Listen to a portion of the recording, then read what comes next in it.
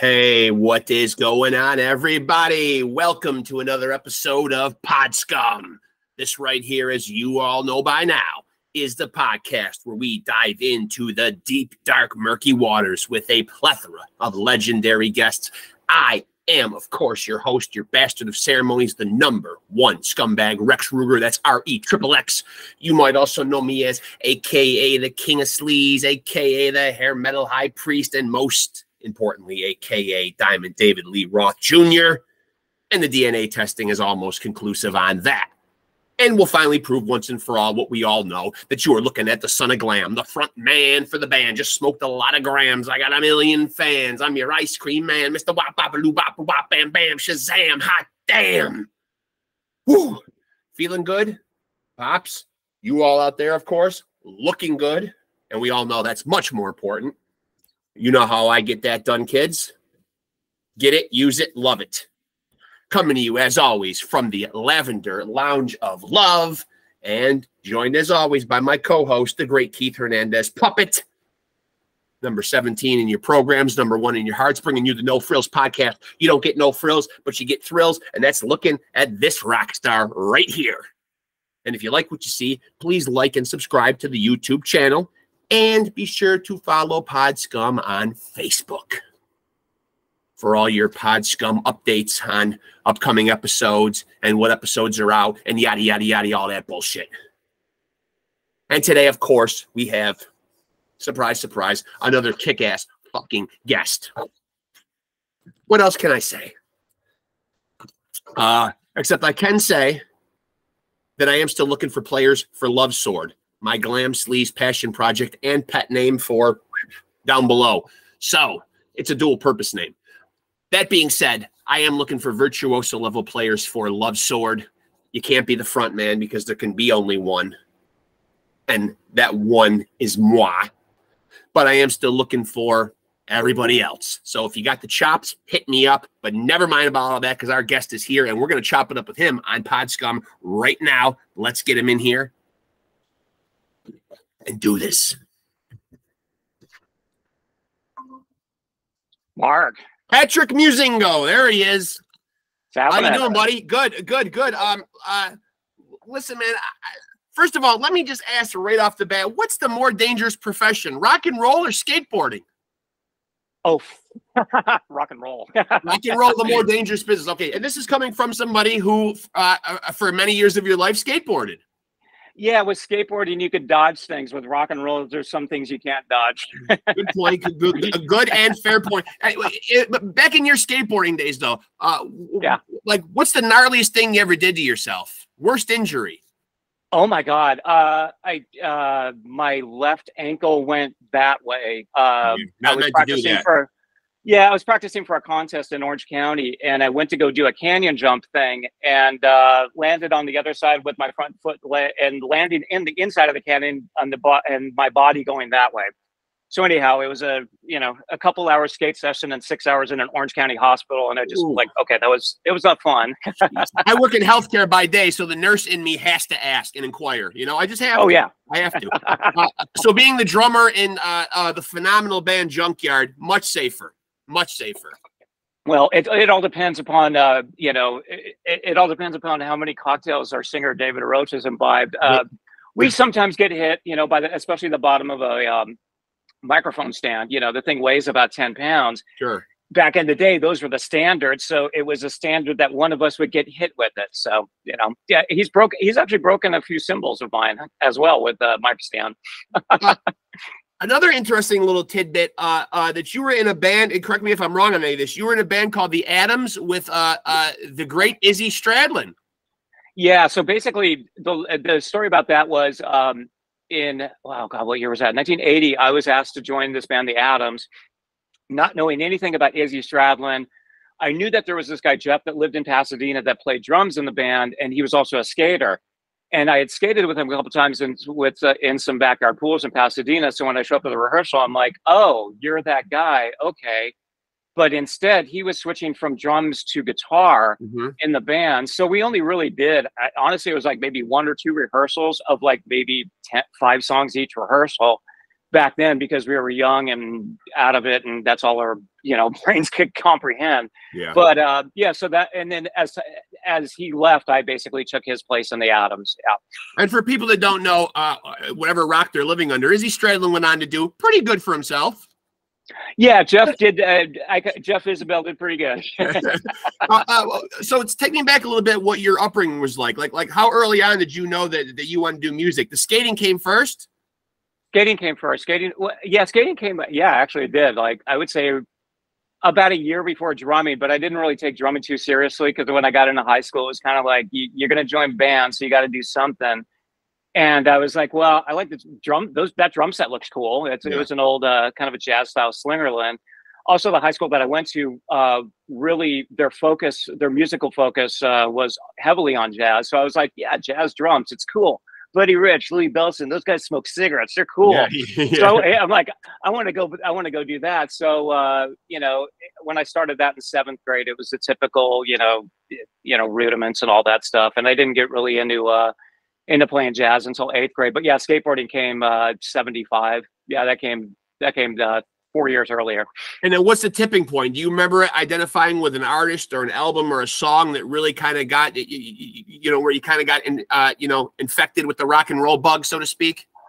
I think it was more the lines. Like, I think at the point when I went in to play drums and there was other drummers there, everybody was sitting there with their snare drums and their 2 sticks. And if you lost a stick, you got fined, like $1 or whatever. So we were all sitting there in line. And as I'm sitting there, I'm like, I don't want to play this one thing. I want to play that thing. Yeah. Not knowing in the back of my mind that I want to sit behind it and beat the living shit out of it. I was just like, I just want to sit behind it. I was a gearhead right out of the gate. Yeah. So it was like, I was train spotting the gear. And then I got a $50 drum set. And obviously that needed upgrade. So I went to the music store, and then it was more train spotting and looking at ads and, and that went from, really, I learned a lot about rock and roll from magazines, mostly really the early, God, I want to say like 77, 76 Cream magazine, Circus magazines. Sure. It was all that. At that point I was like, wow, these dudes are fucking cool. It's like, look at all this stuff. And then the music, when I started listening to the music, I'm like, oh, okay. And already learning, it came from my music. My family has a jazz background. So as I'm listening to the music, I'm like, this is fairly simple and self-explanatory. It's not, jazz where you're all over the place. It's pretty basic structure. Of course, when I started playing it, it's not as basic as everybody seems to think it is. But it's like all of a sudden there's that thing, dynamics, that everybody forgets about. But yeah, it was, I would say probably the tipping point, the drummer that kind of probably got it going for me was probably, Bunny Carlos. And it was 1970, I guess it was 76 at the Forum when Cheap Trick opened up for Kiss. And I was getting into music and stuff. And that was like one of the first drummers that I saw from afar, that I was like listening to him in the PA specifically. And I'm like, the hell is this guy doing? This is really cool. So I went back home, basically chucked all my Kiss records, bought all Cheap Trick records, tried to emulate Bunny, and then threw that out the window a couple years later, realizing I can never emulate him. So I just decided to go on my own path, which, went down the punk rock path. So, well, and I'm glad you're up the punk rock path, man, because I don't know that when people hear Junkyard that they would think punk rock, but as somebody that likes punk rock myself, I can hear the elements of it all throughout the music, though. So that's obviously deliberate, though. Are all the guys in the band all kind of invested in that in the punk sound? We all came from it. It's all in our DNA. The original Junkyard lineup, which myself, Chris Gates from the band Big Boys, Brian Baker from Minor Threat, and I'm speaking of all of our old punk rock bands. Myself from Decry and America's Hardcore and other Southern California punk rock bands. When we all got to, and then when we have David Roach, who came out here from Texas, he was in a really big up and coming band, punk rock band called the Strapatos from Texas, and then you added rest in peace, Clay Anthony, who was basically the prison badass of the band, who was a punk no matter which way you went. We all came from that background. We also met. Myself, Chris, and Brian all knew each other before playing in this band. We all opened up for each other in different bands. So all of a sudden we said, we turned around when we got the record deal with Geffen, we're like, wow, not bad for a bunch of, punks. Little did we know that other people from the punk scene had also not really jump ship, but they also evolved as well. Right. Later on down the road, they would, you know, those were bands like Soundgarden and stuff like that. But we were kind of like, wow, not bad for a bunch of, you know, punk rockers that booked their own tours and put out their own records, and not bad for even a punk rocker that was straight edge for a little while. Yeah, nothing to it, right? Nothing to this. Yeah. So a walk in the park. Yeah. And when you guys got together, and maybe even still get together, what's the creative process like? Is there somebody that takes like the wheel with all that stuff and comes in with the lion's share of the ideas? Or when you guys get together to create as Junkyard, is it pretty collaborative? It's right now, back in the day, it was, you know, back in the day when you're a brand new band, everything is in a room together because, you know, especially back then, the only reference point that we had to remembering our songs was recording off of a crappy boombox and lyrics on a legal pad. That was your only point of reference. You couldn't remember, you couldn't record it like the way you do it now. Like, you know, the way we do, the way we're writing a new album right now. So the way that we're doing that is our guitar player, Tim Mosier, musical supervisor, co-manager of the band, main songwriter of the band. He basically sends tracks out that are done in like on the computer. And then I play along to him on this drum set behind me. That's electric set. And we send it back and forth. So it's really, Tim is really the musical core of the band, Tim and David. And then we, you know, Todd throws his 2 cents in, and now that we got Chris back at the band, Chris is starting to work on some stuff as well. So it's not the old school collaborative way, but we also have we have an ace in the hole with Tim Mosier in our band being such an amazing songwriter, and he actually gets paid to write music, you know, as a living, you know, besides in Junkyard. So, and with you guys being an old school band, when you guys get together and talk about releasing music now here in 2023, where the landscape has changed so much, is the format for you guys still to put out an LP? Because obviously people are putting out singles. They're so worried about keeping their name relevant and people forgetting and people's attention spans dwindling so much. And you're seeing the way it's being released, you know, the dichotomy of it has changed so much. You guys still like to put out a full LP? Yeah. That's, I mean, the drag about it is like the last thing that we put out, which was, I believe, 2021, which was the single Live Her. Yeah. That was really kind of, you know, we have other stuff. This was basically and it's kind of straight. So I have to go back to 2015 when we released Faded. Yep. We knew that single, we put it out as a single. We wanted a record, but we could only do a single at the time. We knew that it was going to be part of a bigger thing, but we were like, let's get it out now. And so what happened with Lifer, unfortunately, we recorded it pre-COVID and put it out right at the kind of the tail end of COVID. And now we're trying to get our shit back together to go in and finish it. Yeah. So I think like everybody else, we had a basically 3-year delay of everything, of life. We had 1 year where we basically did nothing because we had some other things that happened internally within the band that, you know, when certain people in the band have certain things that happen with them, the last thing in the world that we do as a band or as a business model is put any pressure. It's like, nope, we just stop everything, stop it in its tracks and let this person deal with what they have to deal with. Yeah. And when that person's ready, fantastic. We don't replace people for, you know, things like that, you know, because we don't want to know a new person. You know, we hate each other equally. So we don't want to hate on a new guy and then he'll give him a complex. I kind of relate to that too. I know it is harder to quote unquote make friends as you get older. You know, it's very hard. But so speaking of getting older now, you know, of course, obviously, and this is not to impugn what any of the other guys in the band do or how hard their job is, but the drums is certainly known as a very physically demanding job. Has your drumming changed or your approach to drumming changed as you've gotten older? Are there preparations you have to make, things you've had to change or things you've had to adapt to? Kind of, yeah. I had a situation that I ran across in it was 2014. We had just recorded Faded, and we had a record deal, but it kind of shit the bed, and we were kind of renegotiating things. So for about 8 months, there was nothing going on. So I'm like, well, I'm going to get back into skating heavily because there's nothing happening. Well, like an idiot, I went a little further than getting back into skateboarding. I really went for it like I used to and fucked up my my left wrist skateboarding. So in 2015, I had to completely reconfigure my drum set. I went to a doctor and he's like, you got to stop, you know, everything is level like that. You got to angle things. You know, you need some more time.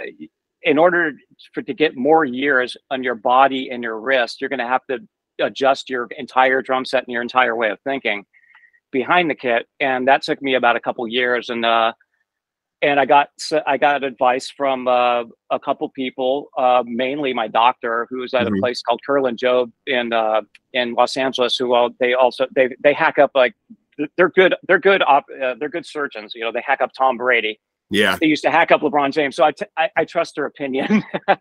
Elite level guys. Yeah. Yeah. If somebody's going to cut me, it might as well be a good guy, the best. But so they gave me a lot of advice, and an old friend of mine gave me some advice, and a DW artist friend of mine, we're on the same, I guess, yeah, you know, we're both on the same roster, or whatever.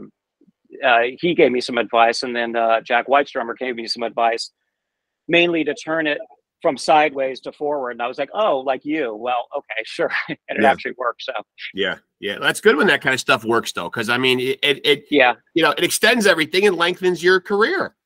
It also makes things a lot more interesting because it's you know, I really stripped down. I mean, I used to have a semi bigger kit now, but now it's just kick drum, floor tom, rack tom, and a couple of cymbals. So every once in a while, if I want to switch things up or get a little crazy, I'll just add an extra cymbal. I mean, but for the most part, it's the only reason why I really play the small kit that I do is because at the end of the day, you only hit so many drums, and it's less shit to carry around. Yeah. And now you go back to the skating days when, you know, and correct me if I'm wrong, pool skating. So, you know, before all the fancy skate parks and the stuff that they had, you know, that was the norm for kids. People might not realize is to find a big swimming pool to skate in. Yeah. Yeah. We basically, I got lucky because I was at the tail end of that whole, like, first generation, second generation. I guess I would be considered late second generation Southern California skater, but the first generation, those were the guys that went, you know, they barged the backyard pools and like they went back there and pumped. I got lucky because my predecessors took care of a lot of the pools for us, so we hopped in after the pool got busted. You know, we were, you know, figuring that the homeowners were going to think lightning's not going to strike twice in that place. Right. Well, now fuck you. Yeah, we're hopping the fence and we're going right in. Yeah. So there was only a few times where I actually had to dig down deep and actually pump the pool. But yeah, that was right around 75. It was scary because you also didn't know. You saw it in a magazine. And the funny thing about Skateboarder magazine and all those magazines back then, all those pictures that you see, about 80% of those pictures, those guys did not make any of those tricks. Even from the downhill guys to everything, it's basically do whatever for the shot. But what we were trying to do was make it because we thought they made it. So, you know, we would kill ourselves trying to, you know, make it. But it was fun. And then, you know, when the pool and when the skate park scene happened, I mean, that was just, you know, God, it was like in a Cadillac, you drive to, it was a beautiful skateboard park that was built. And you didn't have to run away from the police after a half an hour. Right, right.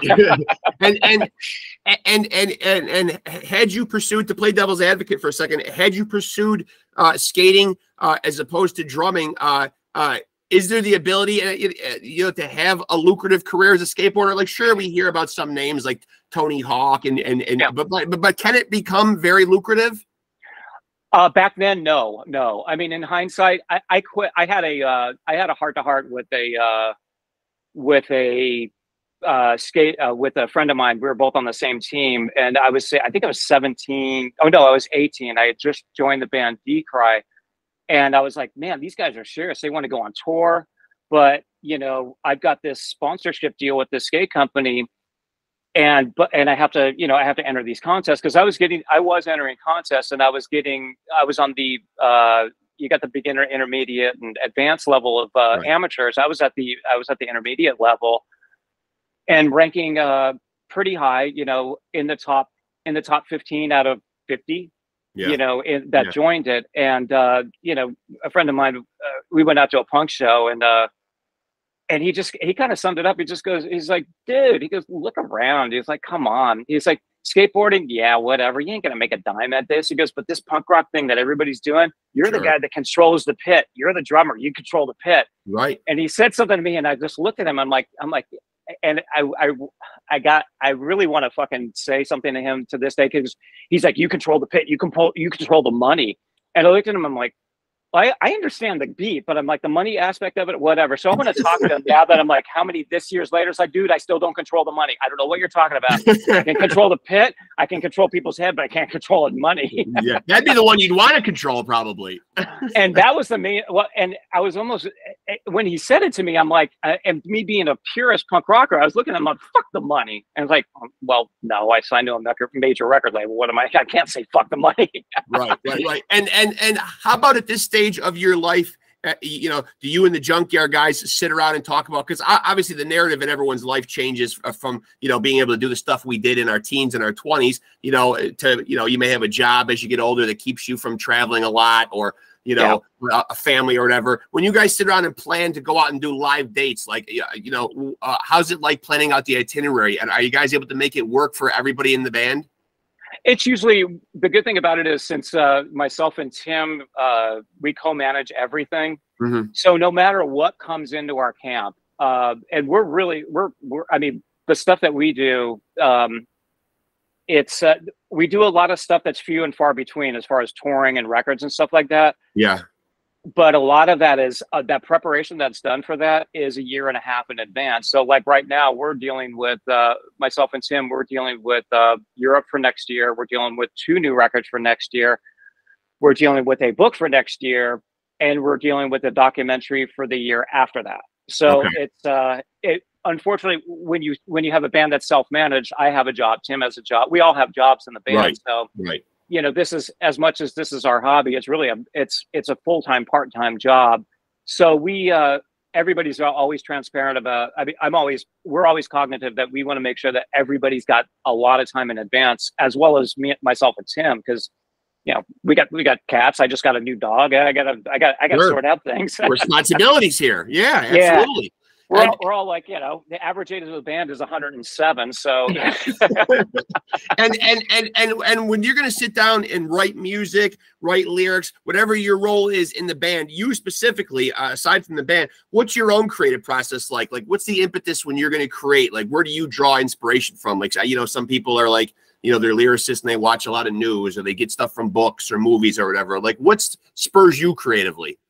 Mine, honestly, it's when I get something in from Tim, and it's been great because I've had the luxury. I finally hooked up this kit, a real drum set that I can record to a laptop, rather than those tiny little drum sets that look like you're playing Rock Band.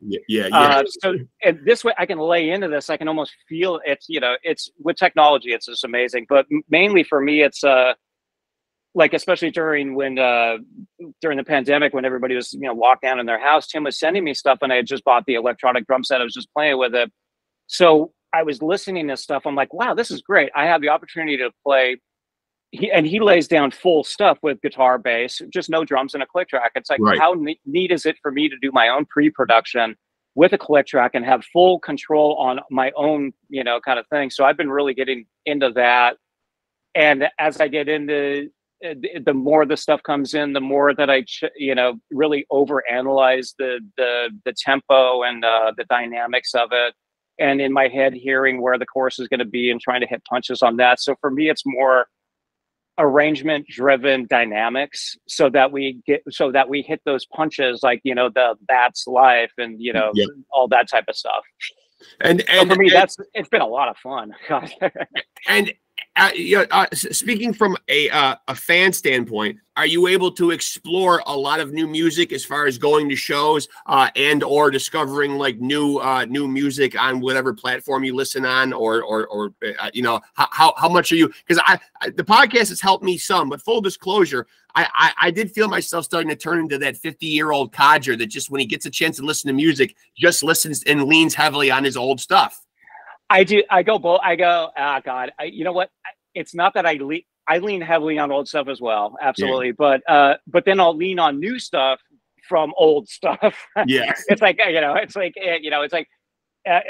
also I try to do my meditation or whatever daily, which is basically going out for a 5-mile run after smoking a ton of weed. Yeah. So that gets my head into a place. Sure. And whatever's on, like this morning when I went out running really early this morning, because it's fucking heat wave. I was like, I'm like, okay, I'm going to listen to this band, UK band called the Doves. I'm like, I'm going to listen to them. I haven't listened to them in a while. They got something new. and I'm listening. I'm like, man, after one song, I'm like, fuck it, I'm going back to Ginger Wildheart. I need something to get me going. Right. I'm so that it's way one too. of those things. It's like upon first hearing, certain things strike me, certain things make me want to go back. It's like, oh, I know what this band's striving for. Now I want to go back and, you know, if I'm going to listen to something like you have Metallica behind you, I'm not going to listen to somebody that sounds like Metallica if I'm going to go right directly to it. Exactly. You know, we are creatures of habit. But as far as new stuff goes, there's some new stuff that I listen to that does. Again, it's new to me, but it's old. You know, it came out in 2015, and that's the power of that stupid fucking button on the phone when you're listening to something that goes, we also suggest. Although. And then sometimes it just fucking plays, and I'm like, what is this? I'm like, oh, this is really good. And then I look at it, and I'm like, oh, it's a fucking Backstreet Boys. Wow. Throw the window, phone out the window. But, like your whole life is being dictated by these algorithms, you know? And you know what? They got my algorithm. I mean, I've been trying to cop a good algorithm lately, and it's hard to find on the street, man, because it might be mixed with fentanyl. You never know. These days, that's probably true. But, you know, but I'm glad you gave the full disclosure on the smoking weed. I too am a big advocate of smoking weed. You know, it's been bandied about for years, you know, about the effects of drugs on creativity. Does it work for you at all? I mean, you know, they used to say Hendrix would write everything on acid, and you know how it opens up all these creative doors or whatever. It makes, I mean, for me, because I mainly do it. It's a fucking fantastic. I mean, for California, people that live in California obviously know it's fucking, you know, you go to 7-Eleven, you buy a water, you go to the dispensary. It's the experience is no different. I never was that kind of person until the pandemic happened, and I had I guess over the course of years, I've had back problems, but my neck, I've got 3 vertebrae in my neck that are fucked. Yeah. So a little bit of weed here and there, and a little bit of exercise, it actually helps out.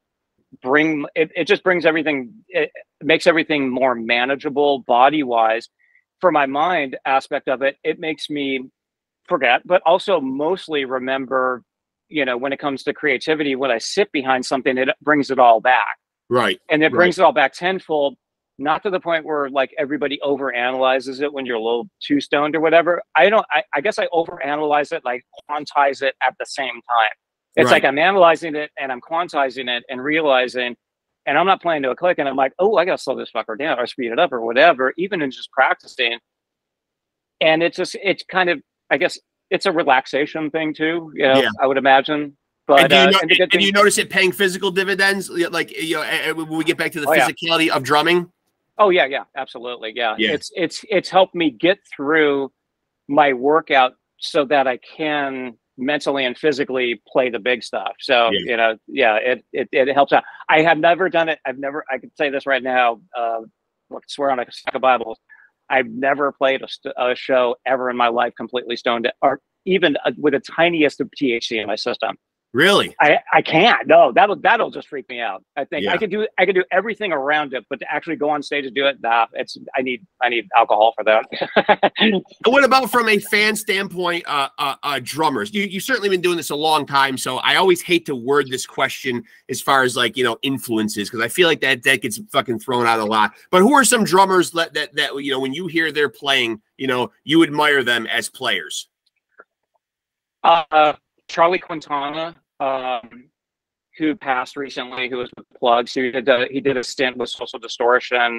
Used to play with Bob Dylan. Other drummers, Robin Guy, who is the drummer for the UK Subs at the moment, a UK drummer who not only is he a fucking amazing human being, but he's the type of person you watch, you know, when you go to a show. Unfortunately, you're not going to watch most of Sham 69. You're going to watch Robin. Yeah, he's the show. So, yeah. But who else? Clem Burke always gets me going. God, Chuck Biscuits was an influence. Rat Scabies. Like I said, you know, the old drummers, Louis Belson. You know, probably Louis Belson more than Buddy Rich. And I got the opportunity as a young kid to meet both of them, and the stories are true about Buddy. He was a fucking asshole, and the stories are true about Louis Belson. He was a wonderful. Him and Pearl were very nice. Well, I'll tell you what. I've had Ginger Baker's fucking son on here, and you know, he spared no expense at telling me that his father was quote unquote an asshole too. And Ginger Baker was a wild man. I mean, he was. You know, certainly. Yeah. I don't want to ever be in the same room with Ginger Baker, man. Because you No, fucking symbol scary. pops off your head. Yeah, scary guy. I mean, But are you one of these guys who like, you know, obviously a lot gets debated about, you know, you brought up the Metallica poster before. When you see a guy like Lars get run down a lot for his drumming, you know, he's more of like a kind of a feel player, like more than like a technically sound drummer. Like, what is that line like that separates that, though? I mean, because you can obviously be very successful not being technically proficient, as Lars has proven. Right. I think Lars gets a bad rap. I think at the end of the day, anybody that says anything about him is, I think it says something about his personality, and it shouldn't say anything about his playing ability. Yeah. That being said, he is. We were in the studio. I can't remember the record that they were in the studio with Bob Rock. That was 1991. Yeah, the Black Album. Yeah. Okay, the Black Album. Yep. They were recording the Black Album in the big studio, and we were mixing our second record in the small studio. And I remember Bob Rock coming in while Ed Stasium was mixing our record, and he was just like, God, he's like, these fucking drum tracks are killing me. Yeah. And that's because Lars, I mean, he was telling us all about it. And to me, it just sounded like, oh, the guy's just a perfectionist at all. I'm sorry that, you know, the personalities rub where people come off as assholes. Right. But at the end of the day, it's like, I can't fault the guy. He's a good drummer. I don't care how many edits it took for him to do, you know, back in the day, I know they had to use razor blades and they quantize shit now, but he's a good drummer. He's a tasteful drummer. Obviously, he's doing something right. Yeah. You And know, he's created a lot of memorable drum sequences and parts, though. Oh, I mean, influential. Yeah. Oh, I mean, when you got marching band, I mean, come on. I mean, the best compliment is when you got a marching band, you know, going out and their score sheet is, you know, your drum track or whatever. It's like, right. It's like, you may be an asshole, but damn, you're pretty fucking cool. So the last time Junkyard put out a full LP was High Water in 2017. So this one that you're working on right now is going to be another full length album. That is, yeah, that's the follow up. Right now we're actually finally figuring out dates and where we're going to do this at, and so it's we've got stuff in the can.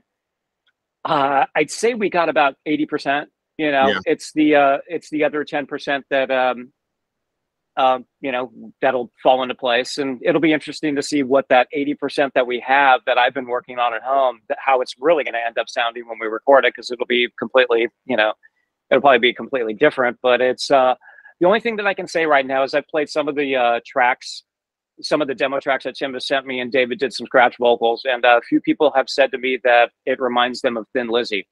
And I really kind of like, I was like Thin Lizzy. I'm like Junkyard and Thin Lizzy. I'm like, I've never heard that, but it kind of does make sense. So that's kind of like, and again, that's where it's at right now. Who knows where it's going to end up at, you know? Yeah. But right now it's got that attitude and that vibe and that bite to it. And then what about these, now, you know, you've been a guy that's been doing this for a long time. What's your opinion on these streaming sites? And or do you have a feeling on how this could be rectified? Because I obviously I talked to a lot of musicians on here, and it really sucks the way these streaming sites fucking kind of trickle money out to artists and really don't get them paid like you used to be able to get paid, you know, a little better, I guess, you know, when there were you know, record contracts and big record labels. Is there a way that the industry can kind of right the ship here? It'd be nice. It's, you know, the drag is you got two different forms of payment as an artist. You got your royalties, you know, from songwriting, and then you got your mechanicals from sales. You know, and then you got, you know, and then you got your money from a radio play that a lot of people used to get. And at the end of the day, I just think it should go back to radio payola and the money that they're paying, because that would then generate more money for the artist. So they need to pay off people. Of course, I'm being completely sarcastic, but no, it's a bitch, ain't it, man? I mean, I got a check 6 years ago for some misunderstanding check for streaming or whatever, and I was like, oh, now this is a proper check. And then the very next check after that, I'm like, why'd you even send it to me? It was like 7 cents. What is, And then every once in a while, it's like $18 check came down. I was like, oh boy, okay, time to get a pack of smokes. Yeah, I can retire. Yeah. Yeah. Right. Oh, I'm going to invest this in, Texas tea. But I can finally go buy that island I always wanted. I think the drag about streaming is, unfortunately, we're not going to get away from it. And the only thing, I mean, what we've got, Junkyard has always had fans that really know how to support us, and that's simply by going to the shows and buying merchandise from the website or buying merchandise from from us while we're on the road. Physical product is the only way we do well, and our fans buy it up, and that we're so appreciative of it. I mean, if again, it's such a cliche thing to say, but honestly, really, the people that support us and buy our shit are the people. They're as much a part of the band as we are, because it's their investment, right, and seeing us that is really making us that's allowing us to go forward and doing this, because it's not like we're making like crazy $50,000 a show or something like that. Right. We're making enough to where we come back home and we can take our significant others out to dinner and buy some fucking pet food, and that's about it. Yeah. And are you somebody who's ever thought consciously about and most musicians on here usually ascribe to the philosophy that they're going to do it till the wheels fall off? Are you somebody that's ever thought about, geez, I want to have a definitive stop date on maybe the recording process, maybe the touring process, maybe both, or do you always or do you not see a life like after music? Is music going to be, always part of life? I hope so. As far as music, definitely. Touring is rough. I mean, it's funny. Like when we did a run, we went down recently, and we went down to Florida, played the Monsters of Rock cruise, and just flew from Florida to Texas and did 3 shows. After those 3 shows, we were like, oh my god, we're tired. It's like 5 years ago, this was a lot easier. Right. Right.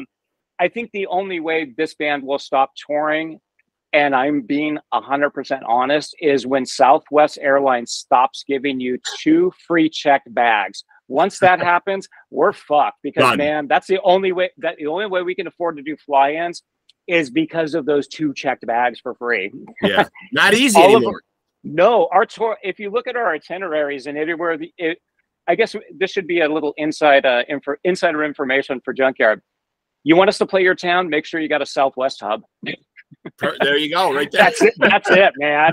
Or a Southwest hub nearby, because we only fly exclusively Southwest. But yeah, obviously, as we get older, our bodies are going to wear down. So it's going to get we're trying to pack a lot in for the next year, for the end of this year, all of next year, and the following year. So it sounds like what happens after that. So it sounds like there's a lot on the horizon for Junkyard. You talked about the book, the documentary. Are those any things that you can expound on? Like what will the documentary encompass? The entire career? The documentary just came down. That came down a week ago, and that's going to be done by. So far, what I know right now is it's our record label Acetate. Same thing with the new record. The Acetate is going to be doing the documentary as well as the putting out the new record. As far as the documentary goes, I mean, now it's in their hands to tell us what to do. Yeah. And same thing with we're meeting with a publisher in a couple weeks to figure out on our end what we need to do for him. Right. So there's a lot of that going on right now, and with the underlying of next year being our 35th anniversary. Right. We're going to be doing a lot of the shows as a 6-piece with Chris Gates. We're also going to be putting out a live record next year to celebrate the 35th. It's going to be a live record of the first record. Okay, fair enough. By the current lineup. So we're doing that. That we're going to be recording that at the end of the year, and that'll be pushed out next year. So yeah, that's about with the documentary and the book. That's about all I know right now. The record, that's going to be new studio record next year for sure. Live record, we're talking probably hopefully early, or probably by summer of next year. Okay. And like I said, we're going to be hitting the States.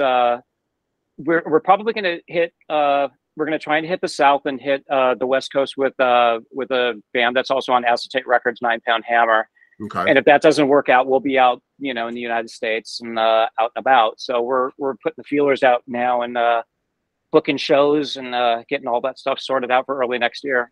And when you're out in your travels, and you've done this for so long, have you yourself ever come across anybody where you've been starstruck, even a little bit? The guy at the Canadian border that let us through. You were starstruck by him. I was like, wow, you are higher than we are. Fuck you. I was starstruck. I was like, you're great. It didn't help it didn't suck that she was a cute, Canadian, but Sure. No, not really. I guess out on the road. Actually, you know what? There was one memory that I could that just popped into my head. We were in Houston. We were playing some small show, and this was back in the day. And Whitesnake was playing, whatever, the Astrodome, I guess. And the guy from the label's like, "You got to go down and meet Whitesnake," and we're like, "Whatever, we're a bar band. Like, they're arena. Like, we would just want to have drinks at the bar with our fans and friends." Right. So I remember going there, and I think it wasn't that I was starstruck. I remember standing in line. It was with the local radio station, and the local radio guy was so cool. He's like, "Yeah, Junkyard's playing, blah blah blah," and in front of us was Steve Vai, and David Coverdale, and somebody else. And they went to throw the mic in our face, and Coverdale grabbed him because, we'll check out whatever. And he's promoting his show. And they hand the mic off to us. And we were just like, at that point, we were kind of starstruck, and we were kind of blown away that the question was directed at us, and they grabbed the mic. Yeah. And I want to say one of the guys in the band said, and they were like, "Oh, you guys going to stick around for Whitesnake tonight?" One of the guys in our band said, "No, the smell of leather is a little too pungent in here tonight," and just walked away. And I was like, and I just was like, I don't know who the fuck said it. It wasn't me. I'm not going to credit myself for it. It could be. It sounds like something Brian Baker would have said. It's a good line. It's a good line. But either way, at that point, yes, I was starstruck, but I was also offended at the same time. It was like, fuck you. Why are you taking the mic away? I'm sure there was a lot of, I'm sure mixed in with the leather, there's probably a hint of hairspray probably in there as well. Had to be. Oh my God, the Aquanet, Jesus Christ. It was like you're in a Modelo. Okay, so this usually winds up being my most polarizing question of the interview, but I think you'll be a guy that'll come through in spades right here. If I'm dropping Patrick Muzingo on the desert island and he can only take the one album with him, do you have one? The Damned Black Album. Wow, you you were definitive. A lot of guys deliberate on this a lot. You did not. I'm trying to think because I'm trying to think if it was because if I got to take one album, I'm going to take a specific year that it came out. And I want to say that the Damn Black Album came out in 1979, and it was a double album. So I got you on that one. And this is essentially an album that you could actually grow old and or die to on a desert island. I still listen to it daily. I mean, right. That's a band that and actually our Junkyard bass player Todd and I recently saw him. That's a band that's like that's a band that's in my DNA. It's in my heart. Yeah. I love the Damned to death. I mean, it's never a dull time with them, and it's just every song has great memories, and especially that album. I was going through the typical, I was a punk rocker and everybody hated me, and I listened to that album and I'm like, this album is not a punk rock album. This is a fucking great pop album. Yeah. Why does nobody understand? And people did. It's always those albums that resonate with you that wind up being the ones, Yeah. Those albums.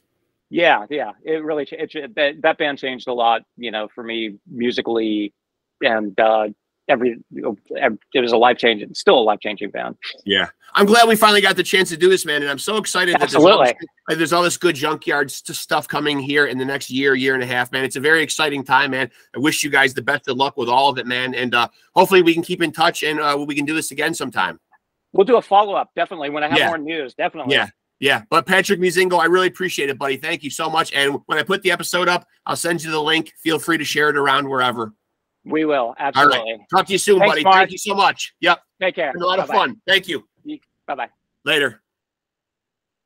There he goes, folks. Patrick Muzingo. You might know him from the skateboard circuit. You ought to know him from behind the drum kit with Junkyard, a fucking phenomenal fucking band that's been throwing down for a long fucking time. Nice little interesting mix of blues, punk.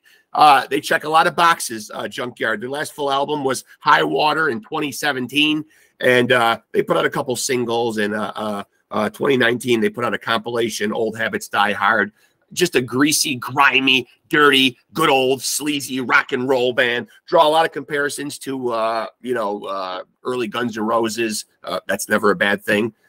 Even heard he was in a band with the great Izzy Stradlin for, a minute or two. But that is the great Patrick MUZINGO. You may see him at a skate park near you. And you will definitely see him on the stage if you go see a Junkyard concert and or listen to a Junkyard album, which you should be doing out there, folks. I strongly encourage it. Go out there and find the good stuff. There's a lot of it out there. Junkyard, definitely Rex Ruger approved. Love those fucking guys and what they do, man. And also, Patrick, kudos to him for being very definitive on his Desert Island pick for an album. Didn't hesitate. I like that. Hope you guys enjoyed that episode. Thank you so much to Patrick MUZINGO for doing that. Go support everything the Junkyard does. Be on the lookout for book, documentary, and new album all coming up here in the very near future. And we'll get him on again and we'll follow up with him. But certainly wish the band and him good luck with all those endeavors. Hope you guys enjoyed that episode. And until we get together and we do this thing again, please remember to take it easy and keep it sleazy.